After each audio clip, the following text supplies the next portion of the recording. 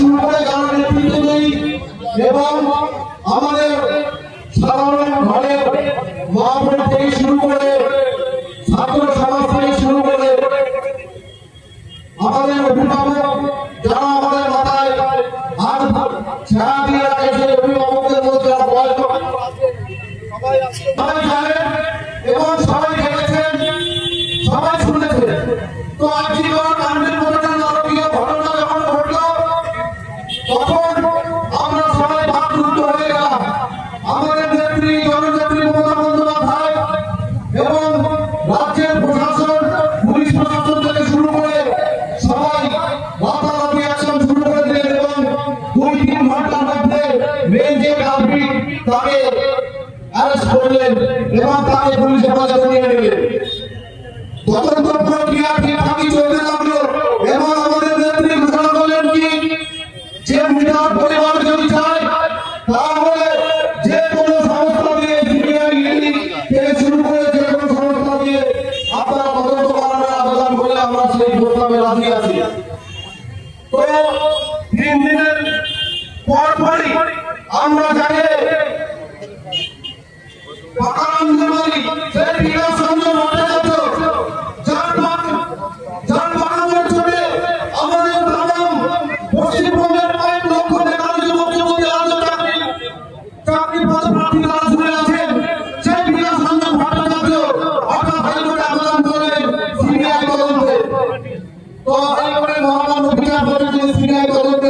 নির্দেশ দিয়েছে।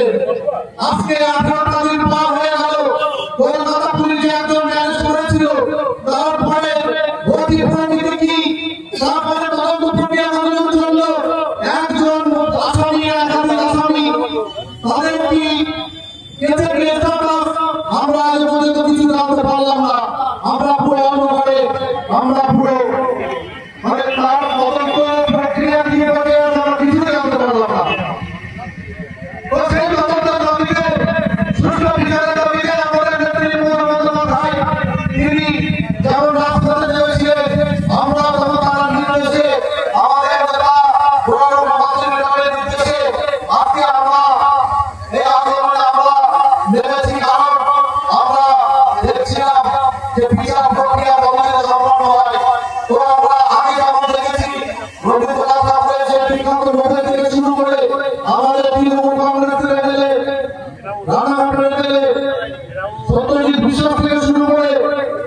বিভিন্ন রকম আসামি তাদের সিবিআই তাদের দিকে তদন্তের কোনো সমাধান করতে পারে। আজও সেই কেস প্রক্রিয়া চলছে। তো সিবিআই চাইছে যে তদন্ত প্রক্রিয়াটিকে আমি দীর্ঘায়িত করে বিধানসভা ভোট পর্যন্ত এই জনমানুষের আক্রোশকে আমি বইয়ে রাখবো। নয়তো রাজ্য পুলিশের 3 ঘন্টায় করতে পারে, তবে ভারতবর্ষের সেই সেন্ট্রাল মিডিয়া, সেই সেন্ট্রাল ইন্টেলিজেন্স টিম তারা কিভাবে তদন্ত প্রক্রিয়াকে দীর্ঘায়িত করতে পারে। কারণ তারা চাইছে, এই বিজেপি চাইছে এই আন্দোলনটাকে দীর্ঘায়িত করে রাখার জন্য।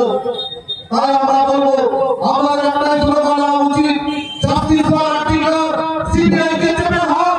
আমরা এই স্লোগান নিয়ে আগামী দিনে আরো বড় আন্দোলনে আমরা বাংলাদেশকে সম্মানিত করবো।